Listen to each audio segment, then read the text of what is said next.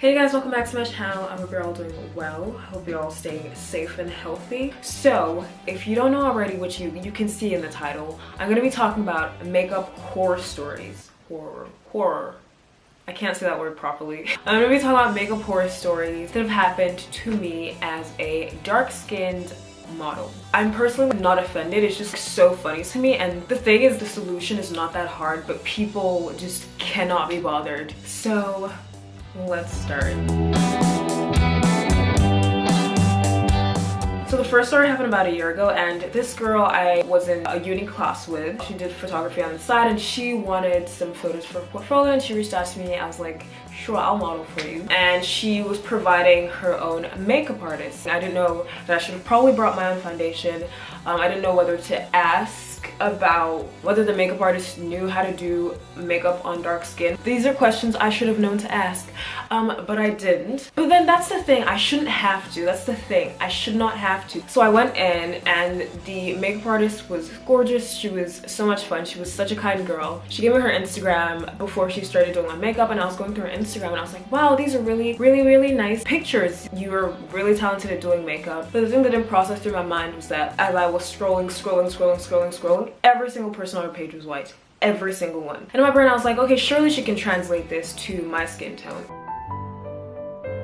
The photographer told the makeup artist that I was dark skinned. I'm pretty sure she actually even sent her a photo of me, so she knew what she should have been expecting. And the thing is, I have been to shoots where I've been asked to bring my own foundation, and actually the last shoot I didn't have any more foundation at home, so I literally just went out to buy some. I bought a really cheap one for like 10 bucks. So if I can do it, surely the makeup artist can, but that's besides the point. So when she started to do my makeup, she was, okay, I'm not sure what this thing is called. I think it's called a color corrector, right? I think there's like green ones, orange ones. They're supposed to like balance the undertones of your skin. I'm not exactly sure. So the one she used was orange. It was like a dusty orange color. She started putting it on like little patches on my skin. I was like, okay, she's probably going to be putting foundation over this. So here's the thing, she kept building it up till the orange covered my entire face. Tell me why she covered my entire face with orange.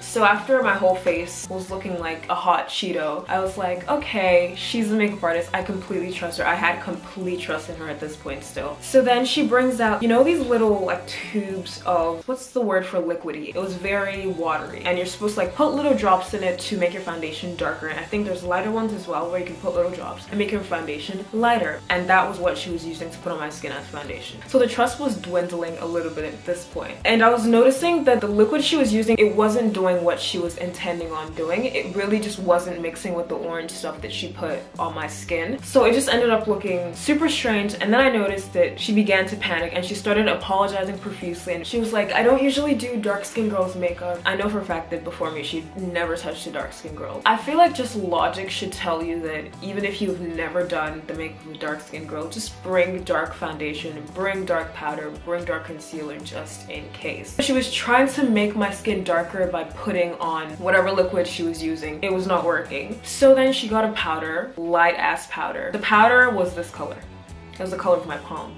Not this color, it was this color. And I looked like Casper the Ghost. And then the photographer came in as well, and she was like, oh, something's off. And then the photographer asked me if I liked the way my makeup was being done. And obviously I don't want to offend the makeup artist. That's the one thing that I don't like doing. Like, I know they're here to do their job. A lot of the times they're getting paid to be here, and I don't want to be like, oh, well, you're not doing this correctly. I don't want to be a brat. So I didn't say anything rude. I was like, I think it may be a little light. And then the makeup artist, she began to panic. The photographer was kind of panicking, and then I remember she somehow was able to fix it a little bit. She had a contour powder that was the color of my skin, so she found that and she put it over my skin, and I was looking darker, but the contour was super ashy and it made me look very gray. But I was just like, oh yay, that fixed it, because I knew that was the best we could do. I had already come this far, everyone had already come this far, everything had been set up already, and I didn't want to be a nuisance. And then she did my lips. She used this orange color. It did not work well with my skin tone at all. She tried to do a matching eyeshadow as well. Once again, didn't work well. And at the end she was like,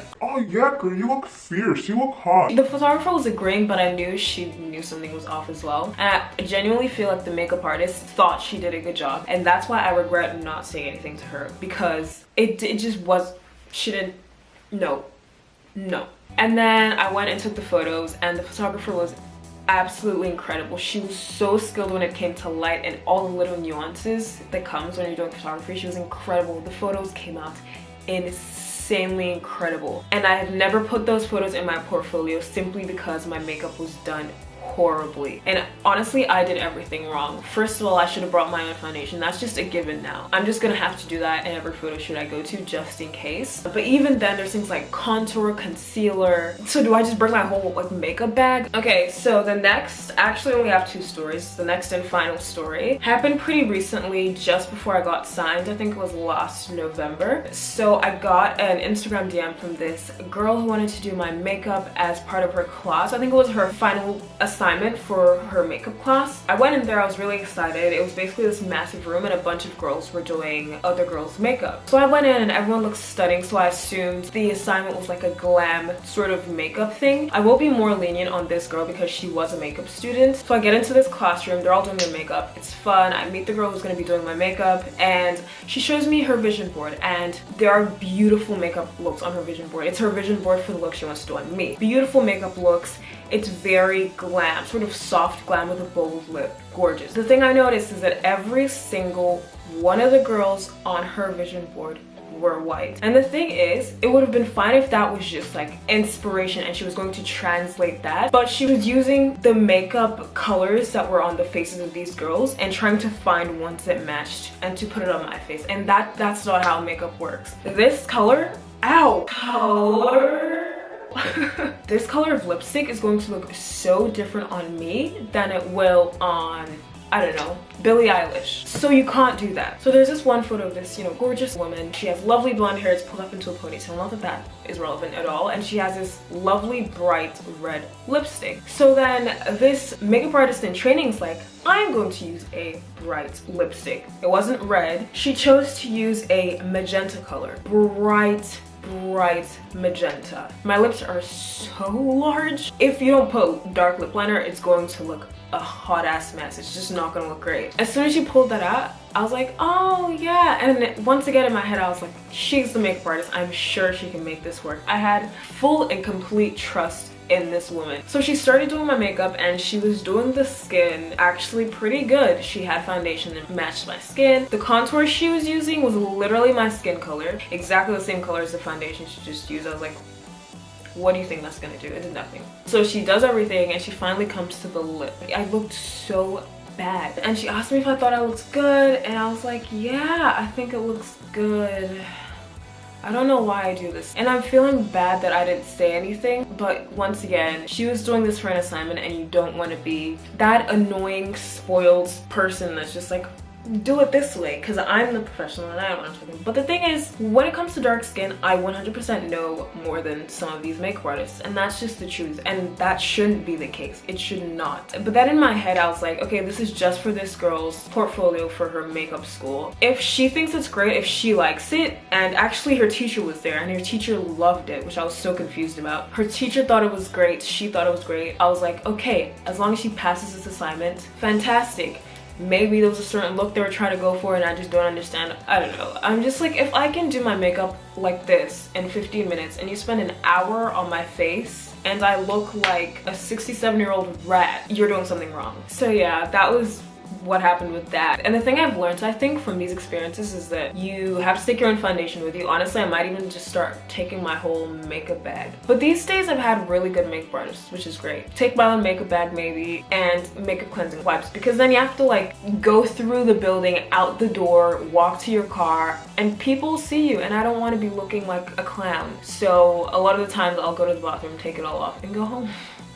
Yeah, like I said, there's great makeup artists out there. I think before I go to shoots from now on, I will look on the pages of these makeup artists. And if it looks like, you know, they have a diverse range of people they can do makeup on, then I'll feel more at ease. And if they don't, I might just be prepared for the worst and bring my whole makeup bag, which I shouldn't have to. When I walk into a shoot and I see 4 white models and they're getting like a full face of glam, lovely eyes, bone-cutting contour, and I'm supposed to be getting the exact same thing done, but when I'm done and I look like an elf that's been living underground for 702 years, that's where I have an issue. There's so many affordable makeup products that have massive ranges for people that are a lot of shades darker than I am. Not like when I was in high school and I had to buy makeup that was 6 shades lighter than me because I couldn't find anything else that I could afford, because no drugstore brands made foundation dark enough for my skin. That's not how it is anymore. And it's not something like where you have your own business where you can kind of pick and choose who your clients are. Well, I guess you can in a sense.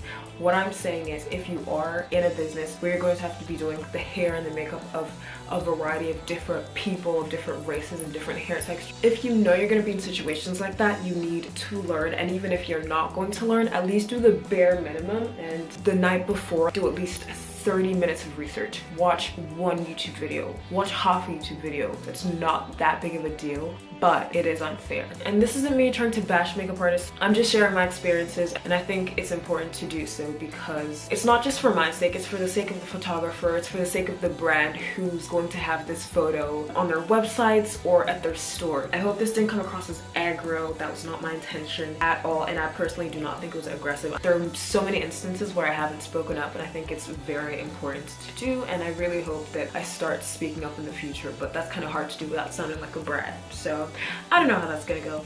Anyways, thank you guys so much for watching. I'll see you in my next one. If you want to follow me on my social medias, it will be below and at the end of the video. I also have another mystery channel where I do videos on cases. If you want to see that, that will be below, and I'll see you guys soon.